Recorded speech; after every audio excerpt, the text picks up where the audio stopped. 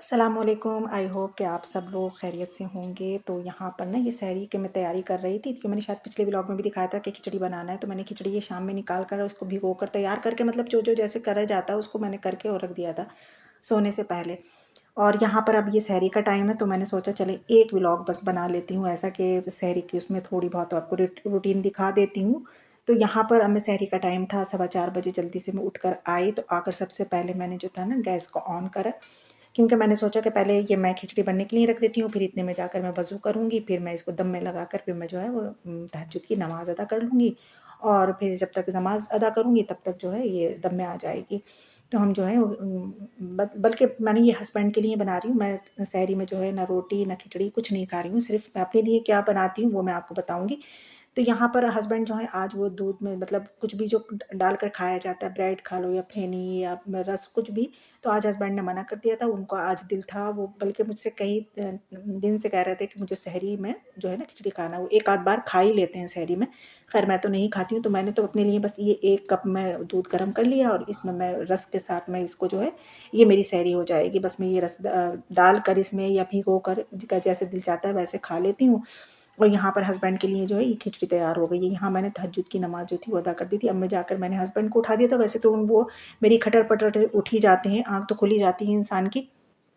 जब चहलकदमी हो और कोई उठता है तो किचन में जाते हैं तो बर्तन बजते ही हैं। तो यहाँ पर अब मैं जो थी ना खिचड़ी उनके लिए सर्व करने लगी थी। तो जितनी भी मैंने खिचड़ी बनाई थी बस 1 कप बनाई थी, थोड़ी सारी बनाई थी कि जितनी वो खा सकें। तो बस 1 कप मैंने खिचड़ी बना ली थी, तो मैं सभी निकाल दूँगी। अच्छा, हमारे हस्बैंड का खिचड़ी का ये होता है कि खुरचन ज़रूर लगाना। खुरचन मुझसे कहते हैं तुमसे खुरचन लगाना नहीं आती है, तो मुझसे नहीं आती है, क्योंकि मैं तवा रखती हूँ ना तो उससे खुरचन लगती नहीं है। लेकिन आज मैंने इसको थोड़ी देर छोड़ दिया था, थोड़ी बहुत इसमें खुरचन तो नहीं लगी, वो चावल से ज़रा से नीचे से जम गए थे वो इसमें। तो मुझे काफ़ी मशक्क़त करके इस स्पून के ज़रिए मैंने खूब उनको छुटाया। तो ख़ैर बहुत सारे अलग हो गए थे, आप देख ही सकते हैं ये। तो मैंने सब जितनी भी थी मैंने करके और इसमें डाल दी है। और डालकर बस मैं इसमें जो है खिचड़ी जो है ये मीठे तेल से ही खाते हैं। बहुत से लोग देसी घी से खाते हैं, लेकिन हम तिल का तेल जो होता है जिसको मीठा तेल कहते हैं, हम उसी से खाते हैं। तो बस मैं इसमें जो है जो मीठा तेल है वो इसमें डाल दूँगी सब तरफ को, कि उनको बार-बार डालना नहीं पड़े। और वो अगर वैसे भी रोज़ा नहीं होता है तब भी मैं ही डाल कर देती हूँ उनके आगे, वो खुद से नहीं डालते हैं, ना चटनी ना तेल वग़ैरह सब मैं ही करके देती हूँ। यहाँ तक कि वो रोटी भी अपने हाथ से नहीं लेते हैं, मुझे ये आवाज़ देकर कहते हैं कि रोटी दो, तो मैं ही देती हूँ उनको उठ के इसमें से निकाल कर रोटी। तो यहाँ पर मैंने खूब ढेर सारा जो है था मीठा तेल डाल दिया है। अभी इसके ऊपर थोड़ी-सी चटनी जो है वो मैंने उनसे पूछ कर डाली थी, कि मैंने सोचा कि पहले पूछ लूँ बाद में डालूँगी। यहाँ पर गोभी गोश्त था, तो मैंने गोभी गोश्त जो था वो एक साइड में रख दिया था और फिर उनसे पूछ कर ही मैंने इसके ऊपर चटनी वगैरह डाल दी थी। तो ख़ैर ये हमारी जो थी ये सहरी तैयार हो गई, ये हस्बैंड की सहरी तैयार हो गई है और वो जो दूध और रस है वो मेरी तैयार हो गई है। अच्छा, ये करने के बाद आप देख ही रहे हैं सिंक में बर्तन तो हो ही जाएँगे लाज़मी। फिर उसके बाद ना अज़ान में थोड़ा टाइम होता है, तो मैं ब्रश करके आ जाती हूँ और वज़ू होता है मेरा ऑलरेडी, क्योंकि तहज्जुद में करा होता है। तो फिर मैं जो है कुरान पढ़ने बैठ जाती हूँ, तो मेरा लगभग 1 पारा हो जाता है। जब तक अज़ान होती है तब तक मेरा 1 पारा मुकम्मल हो जाता है और टाइम भी स्पेंड हो जाता है अच्छे से। तो यहाँ पर बस मैंने ये पारा पढ़ा, फिर उसके बाद मैं नमाज़ पढ़ती हूँ। फ़जर की अज़ान हो चुकी है, तो मैं फ़जर की नमाज़ पढ़ लूँगी। अच्छा, फ़जर की नमाज़ के बाद ये होता है, फिर हस्बैंड भी चले जाते हैं नमाज़ पढ़ने के लिए। तो फिर मैं ये नमाज़ पढ़ने के बाद एक तस्बीह पढ़ती हूँ, सुबहान अल्लाहि व बिहम्दिही की ज़रूर पढ़ती हूँ। और फिर उसके बाद मैं यासीन शरीफ़ पढ़ती हूँ। वो सिर्फ़ कहते नहीं है कि यासीन शरीफ़ को सिर्फ़ अल्लाह की रज़ा के लिए पढ़ो तो बहुत सवाब मिलता है। मुझे ख़ैर इतना याद नहीं कि क्या है, लेकिन हाँ, मैं अब जो पढ़ रही हूँ ख़ैर, ये सिर्फ़ अल्लाह की रज़ा को, अपने अल्लाह को राज़ी करने के लिए ही पढ़ रही हूँ, अल्लाह की रज़ा के लिए यासीन शरीफ़। तो मैं यहाँ पर सुबह में यासीन शरीफ़ पढ़ती हूँ, बस फिर ये मेरी जो है वो सहरी जो है वो ख़त्म हो जाती है और फिर मैं जो है सो जाती हूँ।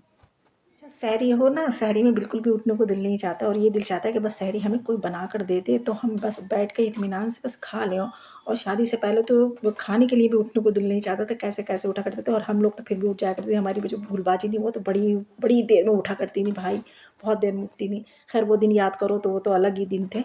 और यहाँ पर अब वही इफ्तार का टाइम होने वाला था, तो मैं शाम का टाइम हो गया था, तो मैं अब आ गई थी इफ्तार बनाने के लिए। अच्छा, सहरी हो या इफ्तार हो, इसको बनाने का भी अल्लाह पाक ने सवाब रखा है, और रोज़दार को रोज़ा खुलवाना भी उसका भी सवाब है। तो हम ये अपने रोज़ों के लिए, अपने हस्बैंड के रोज़ों के लिए तो बना रहे हैं इफ्तियार और सहरी, तो हमें तो लाज़मी ही सवाब मिलेगा। और हम औरतों को तो वैसे भी हम घर का काम करते हैं, जो भी काम करते हैं वो भी इबादत में ही लिखा जाता है।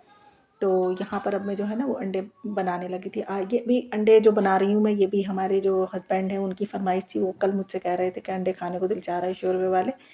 तो मैंने कहा अच्छा चलें मैं कल को बना दूँगी। तो उनकी फ़रमाइश को मद्देनज़र रखते हुए मैंने कहा चलें आज मुझे आसानी हो गई कि मुझे सोचना नहीं पड़ा कि मुझे क्या बनाना है। तो मैंने सुबह में ही ये बॉयल करके ना अंडे और रख दिए थे, और बच्चों के लिए ऑमलेट भी मैंने सुबह में दोपहर में बना कर दी थी उन लोगों को कि वो रोटी से खा लेंगे। लेकिन उन लोगों ने नहीं खाई। आप लोगों ने देखा पीछे कि उन लोगों ने वैसी ही रखी है, बस थोड़ी बहुत उन्होंने जो है खाई है। और बच्चे खाने ही नहीं चाह रहे हैं, दोपहर में बहुत कम खा रहे हैं, क्या करूँ मैं। तो यहाँ पर मैं अंडे बना रही थी। अच्छा यहाँ पर ना पिछले व्लॉग पे चांदनी जी कह रही थी कि आपकी बेटी का काम, जी हाँ मेरी बेटी है अल्हम्दुलिल्लाह थोड़ा बहुत मेरे साथ काम कर लेती, लेकिन आज उसने कुछ नहीं करा, मेरी कोई भी हेल्प नहीं करी, क्योंकि कल को उसका जो है वो मैथ का एग्ज़ाम है।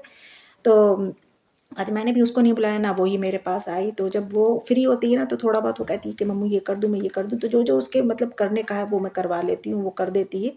और थोड़ी बहुत गलती भी करती है, क्योंकि अभी इतनी बड़ी तो नहीं हुई है ना। और वो बहुत छोटेपन से मेरे साथ मतलब किचन में उसको काम करने का बहुत शौक था।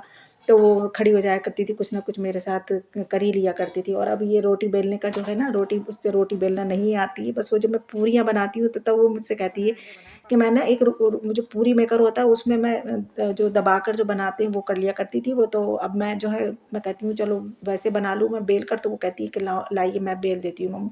अब उसे जैसी भी बेली जाती हैं, खैर अल्हम्दुलिल्लाह जैसे आप अब बेलना शुरू करा है ना उसने, तो अल्हम्दुलिल्लाह आ ही जाएगा उससे, आगे उसको परेशानी नहीं होगी। तो इसी तरीके से जो है वो लड़कियां जो है वो काम करना सीखती हैं, और इसी तरीके से हमने भी सीखा था। तो छोटी उम्र से ही अगर लड़कियां करना सीख लें ना तो वो अच्छा रहता है। फिर माओ को ना बड़े होकर फिर उनको टोका टाकी करे तो वो फिर चिड़चिड़ी हो जाती हैं, फिर वो करना नहीं चाहती हैं। अगर छोटी उम्र से लड़कियां काम करने में पसंद कर रही हैं ना, तो उनको रोके टोके नहीं, बल्कि उनको इंकरेज करें कि हाँ बेटा कर लो। अल्हम्दुलिल्लाह माशाल्लाह से आज जो है ना मेरी हेल्प जो है वो मेरी बेटी ने नहीं करके मेरे बेटे ने करी है, क्योंकि वो देखते हैं कि उनकी बहन जो है वो सारे काम करती हैं इस तरीके के, दस्तरखान लगाना ये सब करना। तो आज मैंने उनसे कहा कि बेटे आज तुम्हारी जो सिस्टर है उनका तो कल को एग्ज़ाम है कि तो आज आप मेरी हेल्प करें। तो उन्होंने जल्दी जल्दी से दस्तरखान लगाई, सारी चीज़ें दस्तरखान पे जाके लगाई। यहाँ तक कि खजूरें वगैरह ये सब मुझसे पूछ कर के मम्मी कितनी कितनी निकालना है।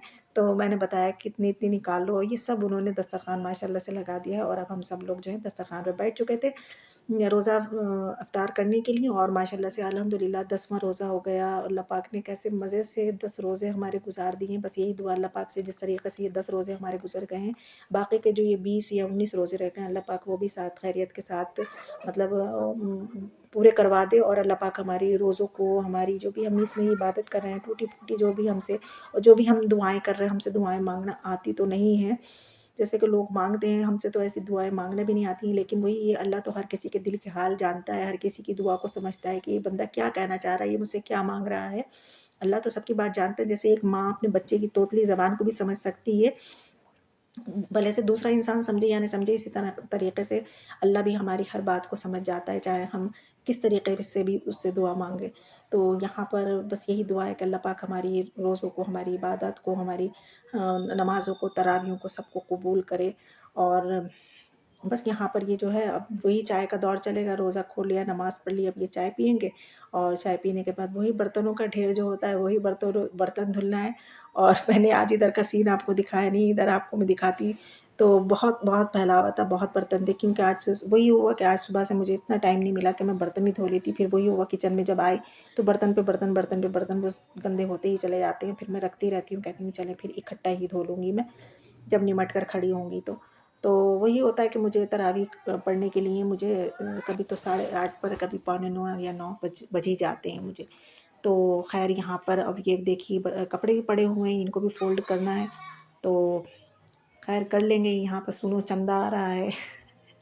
तो यहाँ पर बस अब मैं जो है अब चाय के बर्तन उठाकर जाऊँगी किचन में, क्योंकि अब मुझे करना है बर्तन वॉश। और उसके साथ साथ फिर मुझे ये भी होता है कि बर्तन वॉश करने के बाद फिर मुझे नमाज और तरावी अदा करनी है। तो बस यही था मेरा ब्लॉग छोटा सारा। और अगर आप लोगों को अच्छा लगा हो तो प्लीज़ लाइक ज़रूर कर देना, और कमेंट्स में ज़रूर बताना कि कैसा लगा हो। चांदनी साहिबा तो मेरे ब्लॉग का इंतज़ार कर रही होंगी। तो चलिए हाजिर है आपके सामने ये ब्लॉग, चलती हूँ, अल्लाह हाफिज़।